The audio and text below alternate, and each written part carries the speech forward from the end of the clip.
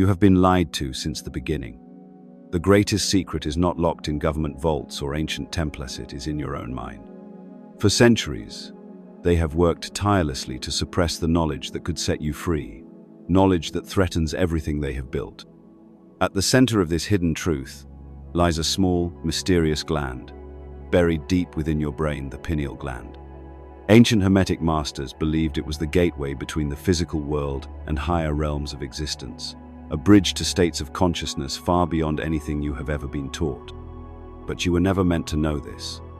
Instead, they buried this knowledge under layers of ridicule, misinformation, and fear.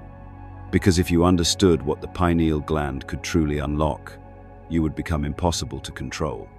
And that is precisely what they fear most.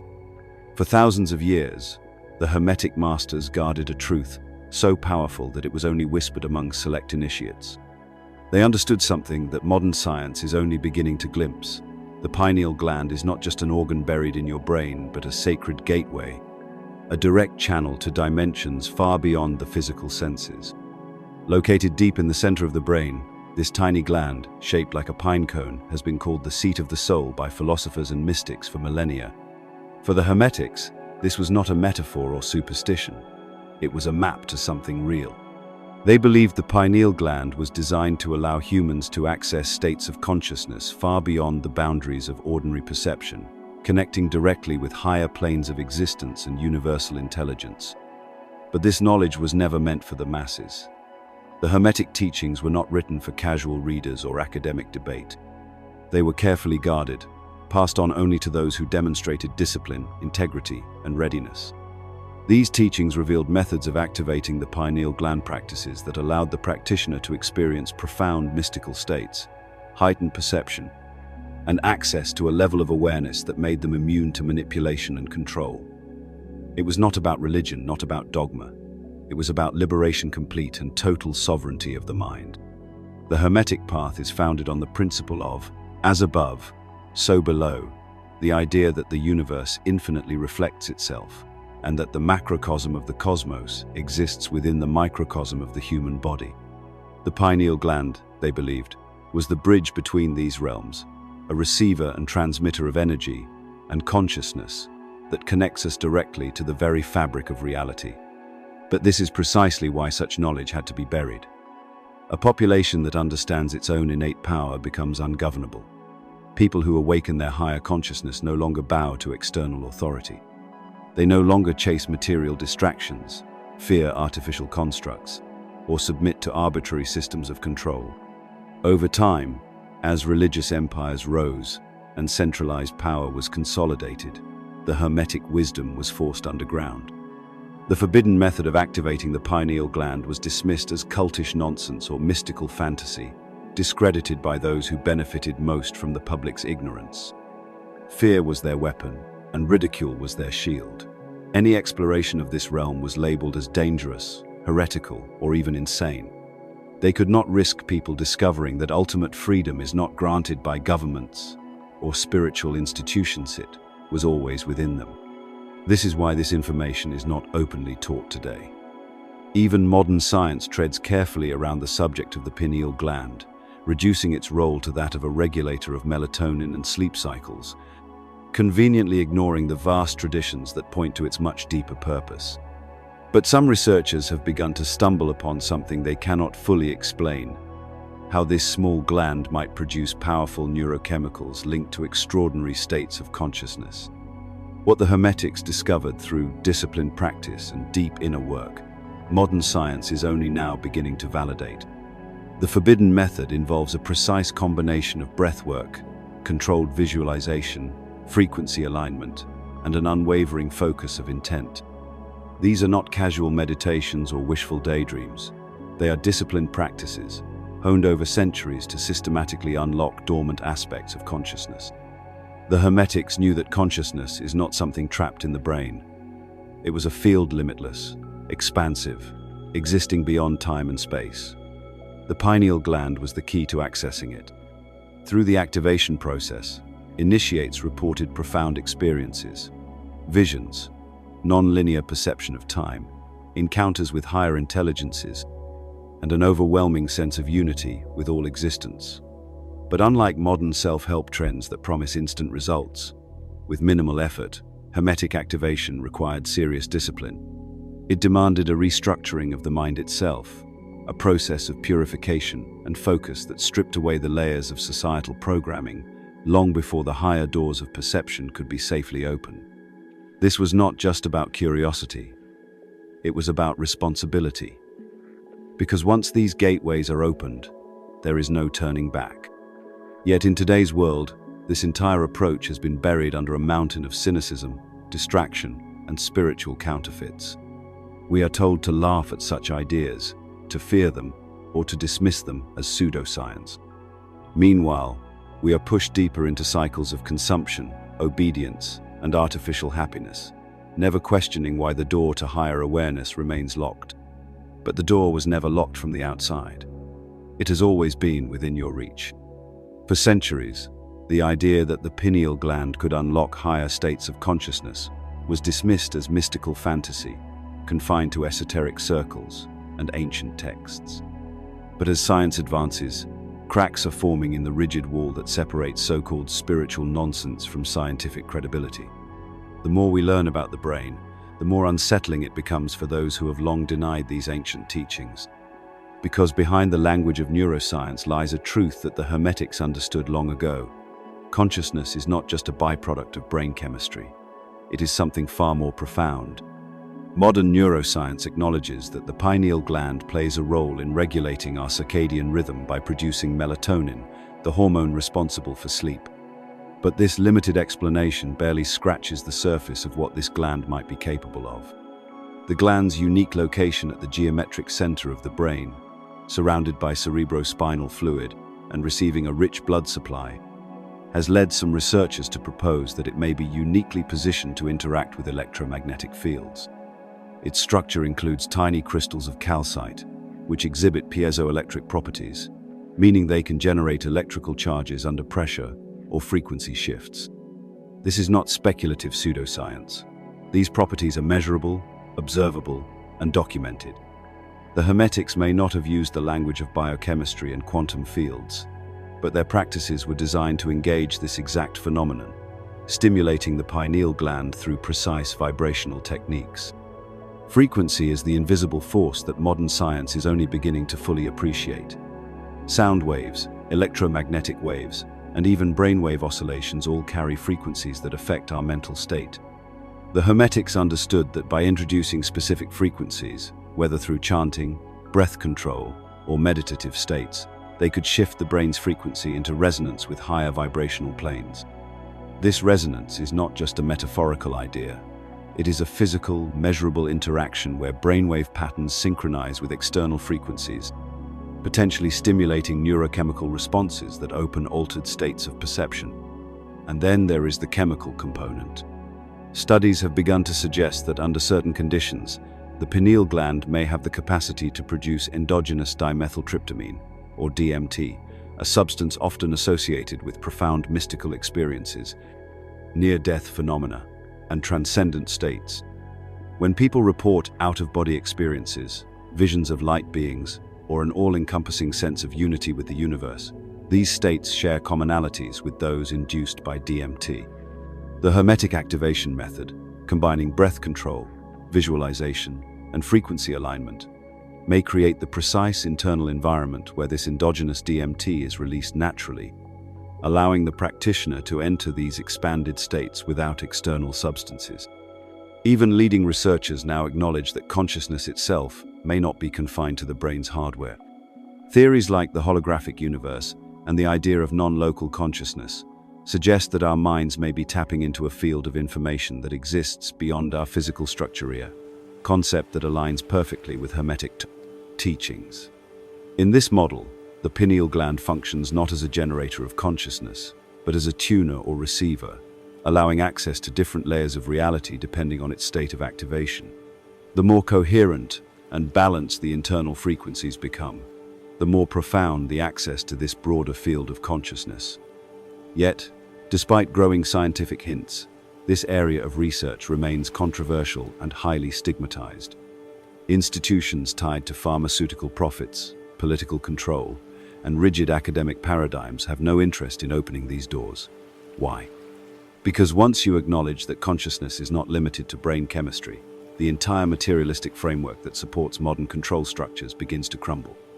A society built on fear, consumerism, and obedience relies on keeping you disconnected from this truth.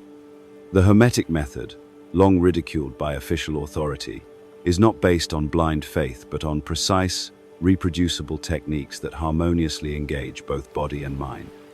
Modern brain imaging is beginning to show that deep meditation alters not only brainwave patterns, but also neuroplastic structures within the brain itself, increasing connectivity between regions associated with higher awareness, empathy, and intuition.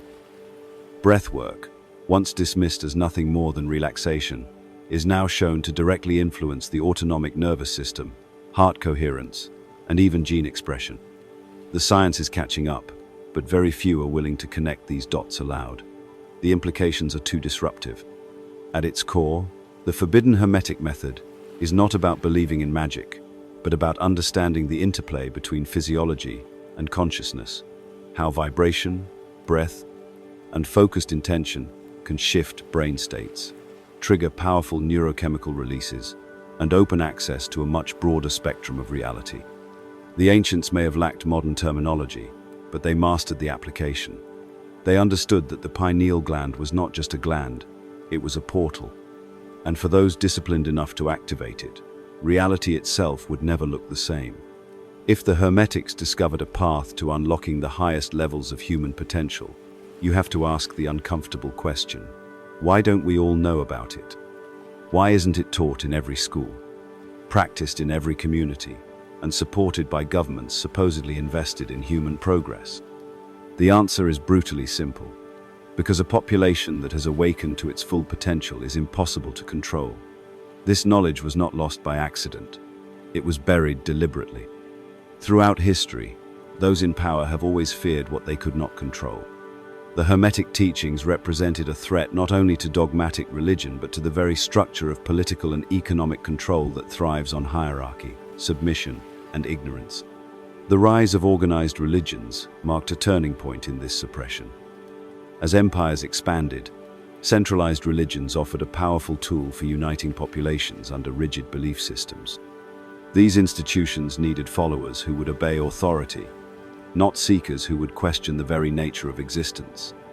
Mystical paths that emphasized the direct experience of the divine paths like Hermeticism, Gnosticism, and other esoteric traditions were quickly branded as heretical, dangerous, even demonic. The Church could not allow individuals to bypass its gatekeepers and access divine knowledge directly. The pineal gland represented precisely this threat, a personal gateway that made priests, rituals, and intermediaries unnecessary. So they called it blasphemy, condemned its practitioners, and destroyed entire bodies of knowledge to protect their control. But religious power was only one side of the coin. Political rulers also understood the danger of awakening. A citizen who perceives reality as flexible, who sees themselves as connected to higher realms of consciousness, cannot be easily manipulated through fear, division, or fabricated crises. Such individuals do not crave material distractions or superficial status symbols. They do not live in blind obedience to economic systems built on debt, consumption, and wage slavery. Instead, they become sovereign beings, self-directed, internally fulfilled, and immune to the tactics of fear-based governance. In a world where control depends on mass compliance, that level of personal sovereignty is revolutionary. Fast forward to our time, and you will find the same mechanisms still at work, only more sophisticated. Science, now fully intertwined with corporate and political interests, dismisses or ridicules any exploration that threatens its materialistic narrative. The pharmaceutical industry thrives on a population disconnected from its own healing capacity. Mental health disorders are treated with chemicals that numb symptoms rather than addressing root causes, while the possibility of accessing deeper states of healing through inner work remains sidelined. Institutions invest billions in maintaining the illusion that your mind is broken and only they can fix it. The entertainment industry also plays its part, constantly bombarding you with distractions, conditioning you to seek pleasure in consumption, and reinforcing a narrative that portrays any exploration outside of accepted norms as laughable or dangerous. Movies and shows that touch upon the theme of expanded consciousness often present it as either mystical nonsense or the domain of unstable individuals, subtly implanting the message that rational people do not pursue this. And so the suppression continues, more invisible and insidious than ever. But the true genius of the suppression lies in how it makes you police yourself.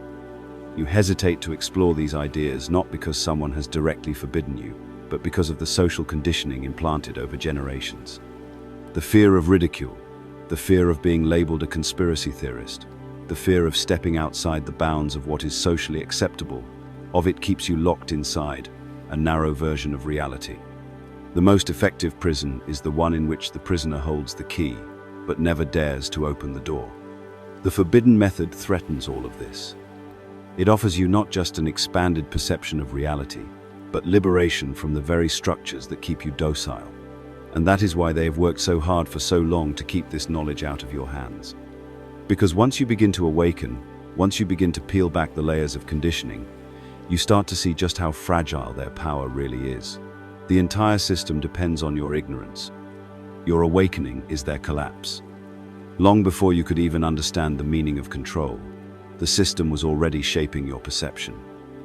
From your very first moments in this world, layers of conditioning were being quietly installed. It all began with seemingly harmless rules, phrases, and routines that laid the foundation for a life of obedience. You were never taught to explore your own consciousness. You were taught to stay within the lines. Schools taught you to memorize facts, not to question the narrative. You were rewarded for following rules and punished for independent thinking. Every bell, every grade, every gold star, it wasn't just education, it was conditioning. The same system that silenced ancient hermetic wisdom found more sophisticated ways to program modern minds. Think back to your earliest years in school. Was critical thinking ever truly encouraged? Real questions about authority, about accepted history, about reality itself, were never part of the curriculum. Instead, conformity was subtly presented as intelligence. Those who asked too many questions were often labeled as disruptive, unfocused, or even problematic. And, while you were learning to stay in line, society's deeper structures were silently embedding a script into your subconscious. Accept what you are told. Trust the authorities. Stay within the limits of what is considered normal. This programming didn't stop at the school gates. It continued through every piece of media you consumed.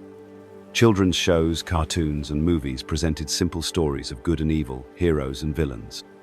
But look closer, and you will see the same formula repeating over and over. The hero always fights to protect the established order, and the villain is always the one who dares to question or disrupt it. Rebellion is portrayed as danger, and compliance is portrayed as virtue. From a young age, you were trained to fear the very idea of questioning the system. You were taught to mock or pity those who step outside its boundaries. And so, even as adults, most people carry that same fear. The deep questions about existence, consciousness, and true spiritual autonomy remain locked away behind walls of skepticism, ridicule, and social conditioning. Language itself became part of your cage. Phrases like, "Don't talk back," "That's just how it is," or "Be a good boy," were not innocent. They were early scripts designed to associate obedience with safety and rebellion with danger. Over time, these phrases solidify into subconscious rules that guide your behavior, even if you don't realize it. And when these subconscious rules take root, the system no longer needs to control you directly. You police yourself, stay in line, and even feel a sense of moral superiority for doing so. This is the brilliance of the programming. It creates willing participants in their own suppression. Even your ambitions were programmed. Success was defined for you as climbing the career ladder, earning diplomas, acquiring status symbols, and playing roles within predefined structures. You were not taught to pursue inner truth or personal liberation. You were taught to chase validation from external systems that profit from your compliance. And as you strive for that success, you remain too busy, too anxious, and too distracted to ever stop and ask why you were chasing it in the first place. The forbidden hermetic method requires you to dismantle these layers. It demands that you cast off inherited scripts and reclaim your ability to perceive reality directly. But this process begins with a painful realization. Most of what you believe about your life was given to you, not chosen by you. You were taught to see spirituality as something external, mediated by religious figures or institutional authority. You were never encouraged to explore the direct experience of higher consciousness through your own inner faculties. The idea that you could activate something within yourself, something as profound as the true potential of the pineal gland, was never part of your education. And that is not an oversight. It is by design. The deeper you look, the more you realize how effective the programming has been. Even now, as you listen to this, you may feel a subtle tension, a hesitation to fully believe, a conditioned skepticism whispering that this sounds too far-fetched. This inner resistance is part of the programming. It was installed to prevent you from ever going too far down this path. Because if you did, you might stumble upon the one truth that shatters their entire illusion. You were born with everything you need to access higher states of being. The only thing standing in your way is the system that convinced you otherwise. Even when people catch glimpses of a deeper truth, most never take the next step. They sense that something is off, that life feels strangely empty, despite all their achievements. But they brush it aside, not because they don't care, but because something inside them resists the idea of confronting what lies beneath the surface. This resistance is not weakness. It is the result of years of carefully engineered psychological conditioning. You were trained to hesitate, to self-censor, to avoid paths that might lead you outside of what the system has deemed acceptable. And so, even as your intuition nudges you to explore the forbidden knowledge, an inner voice whispers, "Be careful, don't go too far." Fear is the primary currency of control. From childhood, you were conditioned to associate questioning authority with danger. The punishment for stepping out of line was rarely physical. It was emotional disapproval, shame, isolation. This feeling of otherness, of not fitting in, carries a powerful weight. Society has made it so that the cost of exploring deeper levels of consciousness is not just an intellectual risk, it is social exile. And for most, that risk seems too great. Better to remain in comfortable numbness within the approved reality than to risk the discomfort of isolation. But this fear does not come from nowhere. The system has spent generations implanting it, starting with early education, reinforcing it through media, and solidifying it through culture. You were praised for following the script, for succeeding within predefined frameworks, and punished directly or indirectly when you dared to question. The Hermetics called this the first layer of the prize on external authority. But over time, this external authority becomes internalized, transforming into self-doubt. You become your own jailer, questioning your sanity for even considering certain ideas. Even today, as science gets closer to confirming aspects of ancient knowledge, a cultural hesitation remains to fully embrace these findings. Researchers who suggest that consciousness may exist beyond the brain are ridiculed or marginalized. Studies exploring the effects of breathwork, frequency, and neurochemical states remain on the fringes of academic respectability. Why?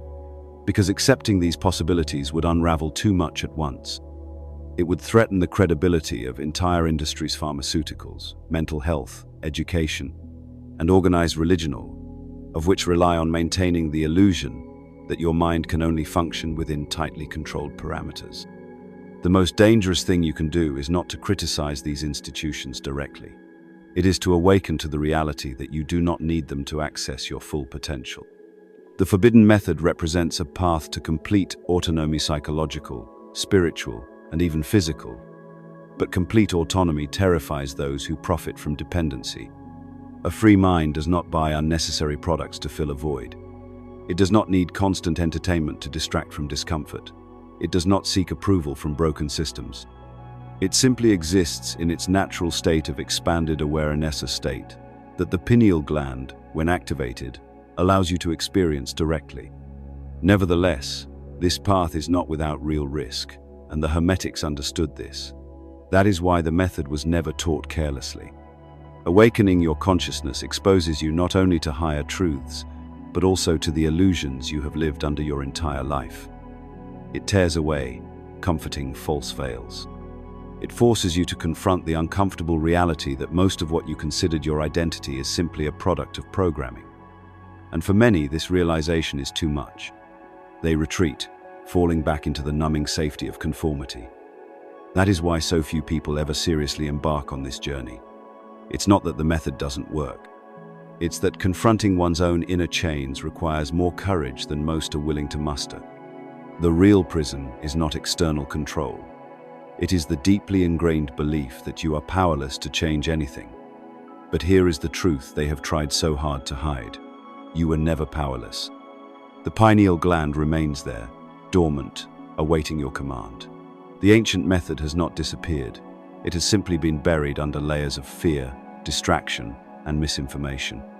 Once you see how deeply the programming runs, you begin to realize just how calculated this entire system is. Every fear you feel when considering this path was carefully planted. The discomfort you feel as you listen now is not a warning from within. It is a remnant of their design. They engineered your hesitation. They built your doubts. And if you can recognize this, even for a moment, then you are already beginning to loosen the chains they so carefully forged around your mind. The forbidden method is not some mystical fairy tale or vague promise of enlightenment whispered by gurus seeking your attention. It is a disciplined, structured system based on principles that have been refined and guarded for centuries. The hermetic initiates, who practiced it, were not chasing illusions. They were pursuing mastery of the mind-body connection that unlocks the latent capacities of the pineal gland. While modern science is only beginning to scratch the surface, these ancient practitioners mapped the path with incredible precision.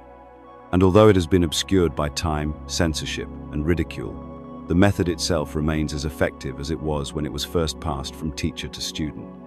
At its core, the hermetic activation method revolves around three main pillars: breathwork, frequency alignment, and focused intention.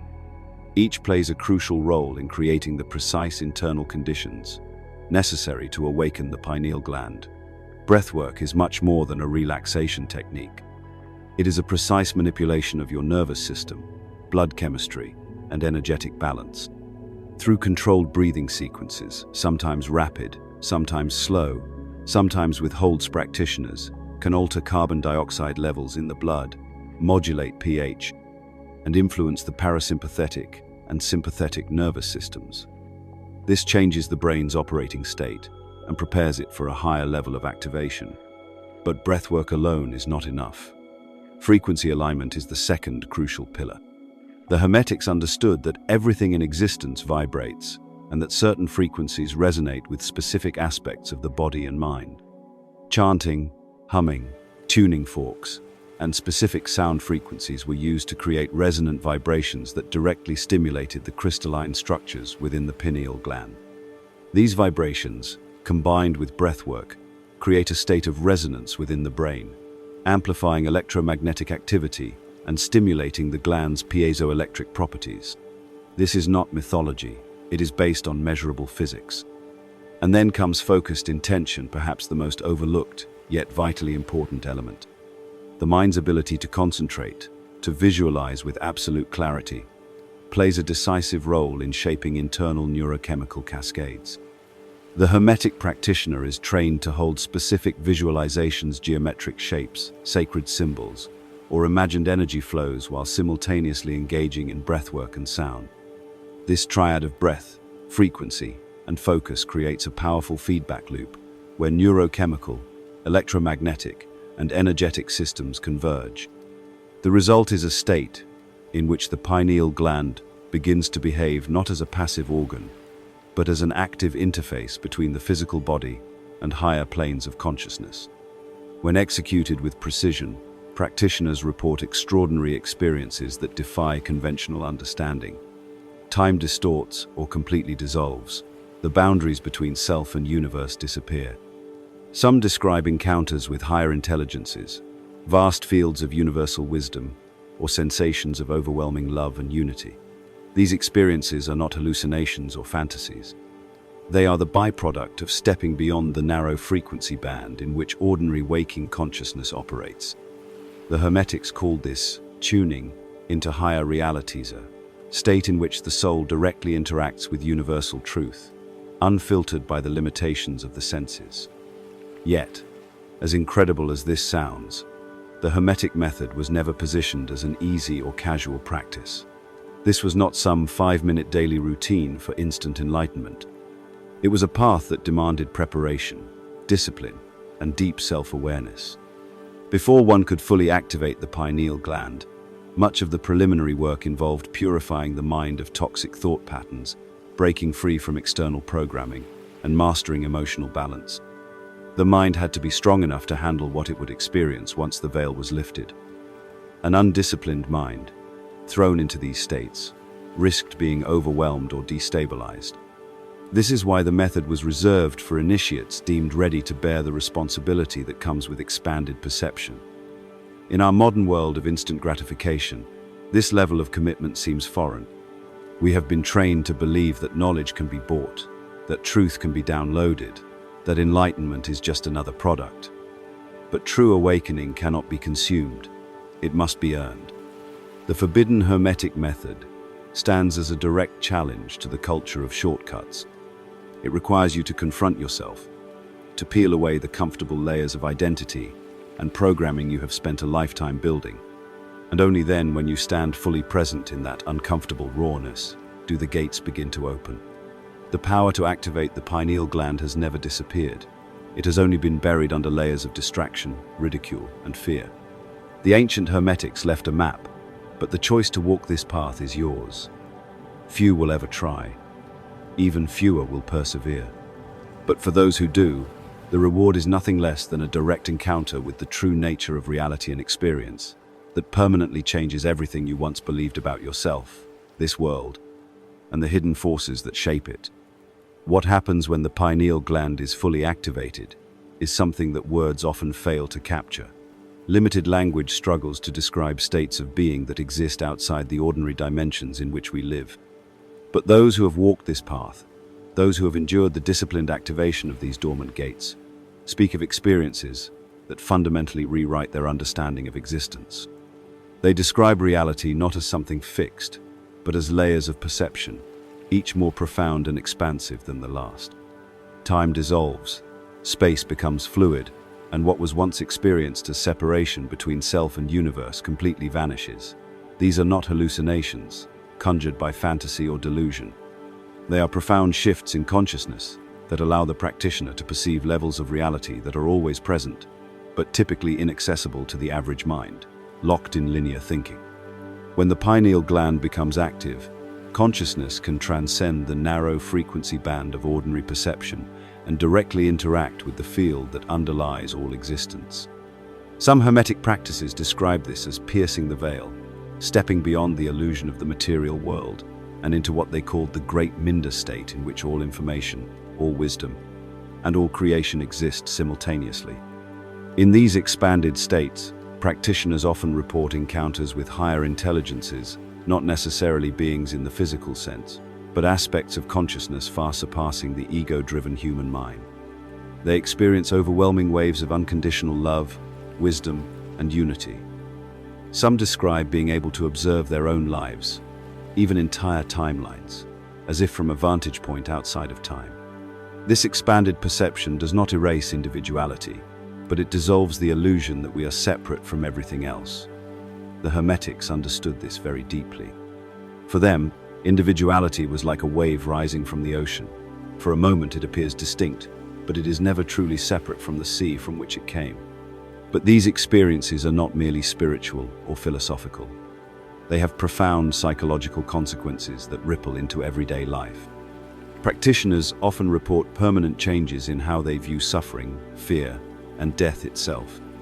The anxieties that once ruled them begin to lose their grip, replaced by a deep inner peace that comes from knowing their existence extends far beyond this temporary physical vessel.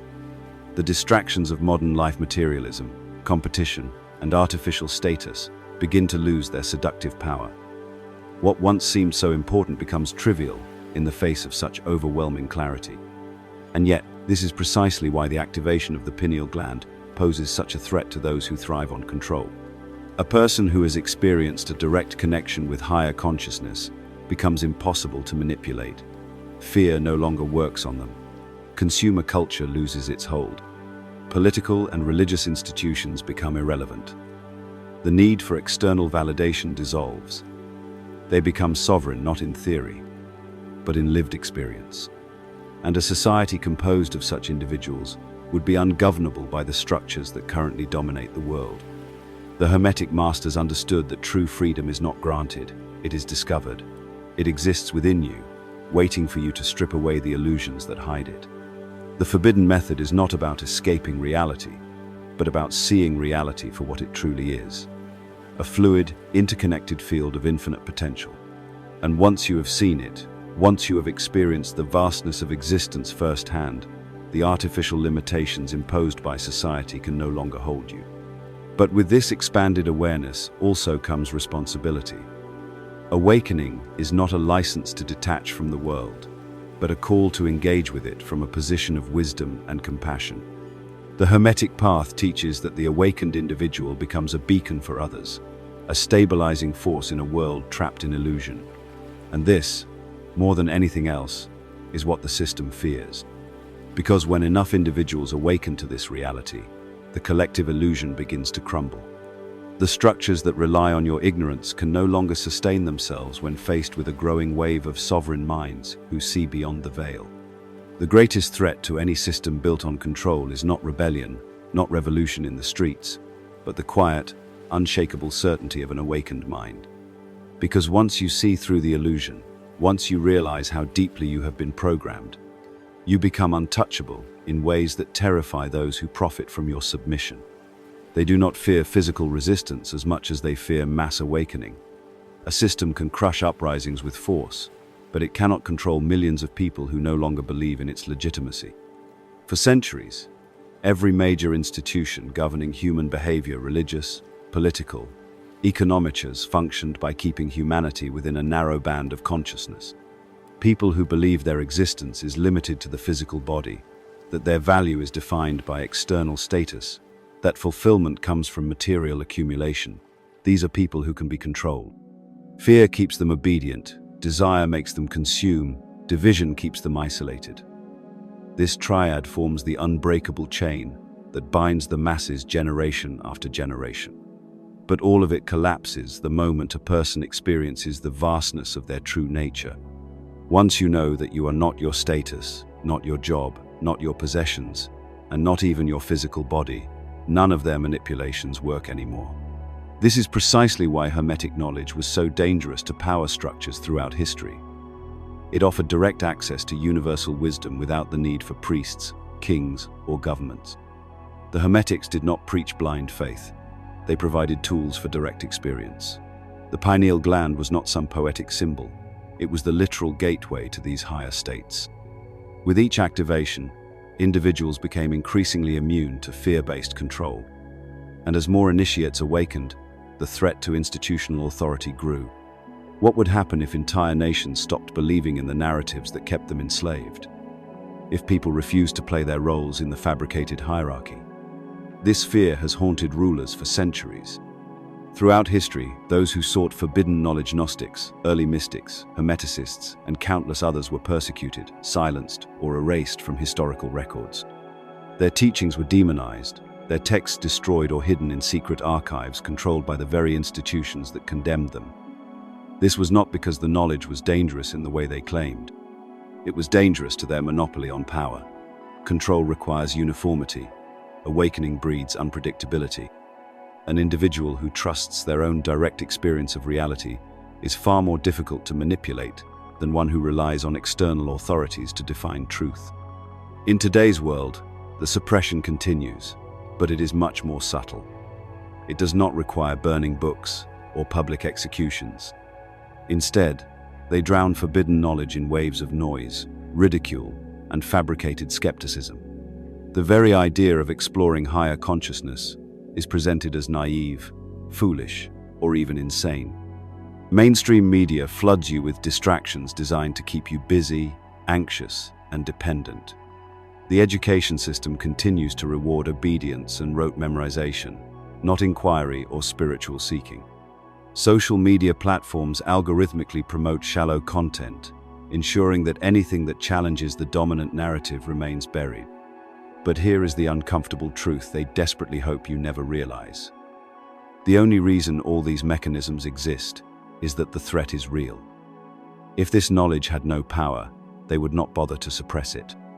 The existence of such complex control structures is proof of just how dangerous an awakened population would be to their hold on humanity. The forbidden method threatens to dismantle the very foundation of modern power structures, not through violence, not through rebellion, but through mass internal liberation. A society of individuals who are no longer controlled by fear or desire is a society that no longer needs external rulers. Governments would lose their leverage. Corporations would lose their customer base, built on fabricated dissatisfaction.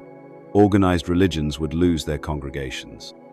And the very economic models that thrive on eternal scarcity and competition would collapse. This is why the suppression is so relentless. Because if even a fraction of the population began to activate their true potential, the ripple effects would be unstoppable. One awakened mind inspires another. Conversations change, values change, old narratives crumble, and eventually, the system itself collapses under the weight of its own irrelevance. That is the ultimate threat they face. Not resistance, but obsolescence. Now you stand at the edge of a decision that most will never even recognize. The choice is simple, but not easy. You can continue along the path laid out for you, safe, predictable, and controlled. Or you can take the first steps toward reclaiming the power that has always been yours. The hermetic path was never intended for the masses, because few have the courage to walk it. But if you have made it this far, if you have allowed these truths to settle uncomfortably in your mind, then you have already begun to loosen the grip of the system that has held you captive. Awakening is not a sudden moment of revelation. It is a process. It begins with questioning everything you have been taught to accept without challenge. Every belief about success, happiness, authority, and even your own identity must be examined. Where did these beliefs originate? Who benefits from you holding them? The deeper you look, the more you will realize that much of what you considered truth was nothing more than inherited programming, designed to serve interests that do not have your well-being in mind. The hermetic method calls for discipline, but it does not demand perfection. Start small. Begin by becoming aware of your own patterns. Pay attention to the automatic reactions that arise in your mind. The defensiveness you feel when confronted with new ideas, the fear of standing out, the craving for external validation. All of these are remnants of your programming. Notice them, question them, and gradually begin to release them. Awareness is the first key that unlocks the deeper doors. In your daily life, introduce intentional practices that align with the principles the Hermetics taught. Breathwork to regulate your internal state, visualization to focus your intention, exposure to frequencies and vibrations that elevate rather than numb your consciousness. These are not esoteric fantasies. They are tools grounded in the complex connection between your mind, body, and the energetic field that surrounds you. As you engage in these practices, you will begin to feel subtle shifts, moments of clarity where the noise subsides, and a deep sense of peace begins to emerge. But do not expect immediate fireworks or mystical visions. The Hermetic path rewards consistency and humility. Each step forward reveals new layers of illusion to be peeled away. The goal is not to escape this world, but to engage with it from a position of clarity, sovereignty, and purpose. True awakening transforms how you interact with reality itself. It allows you to see the manipulations without being ensnared by them. It empowers you to choose your own path, one that aligns with your deepest values, rather than the empty promises offered by a system designed to keep you endlessly chasing something. And as more individuals walk this path, the collective begins to shift. The system, built on mass compliance, weakens when faced with a growing number of individuals who no longer respond to its levers. Every awakened mind becomes a beacon, quietly inspiring others to question, to seek, to remember what they once instinctively knew as children but were taught to forget. This is how real change happens, not through violent revolution, but through quiet, widespread awakening. The world does not need more followers. It needs sovereign individuals who have reclaimed the keys to their own consciousness. The pineal gland remains there, within you, not as a relic of forgotten biology, but as a living portal, waiting to be activated by those ready to see beyond the veil. You have been conditioned to believe this path is impossible or even dangerous, but the real danger lies in remaining asleep, endlessly chasing empty promises, while your true potential lies dormant. If this resonated with you, let us know by commenting. I understood it.